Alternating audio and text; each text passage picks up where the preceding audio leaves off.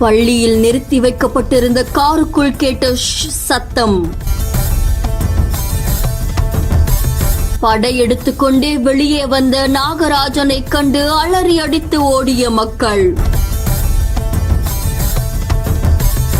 கேரளால இருக்கக்கூடிய ஒரு பள்ளியில தேர்வு கடமைக்காக ஒரு ஆசிரியர் வந்திருக்காங்க.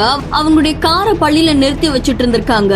அப்போ அந்த இடத்துக்கு வந்த நாகப்பாம்பு ஒண்ணு அவங்களுடைய கார்ல இருக்கக்கூடிய பேனட்டுக்குள்ள போய் உள்ள புகுந்து உட்கார்ந்து இருக்கு.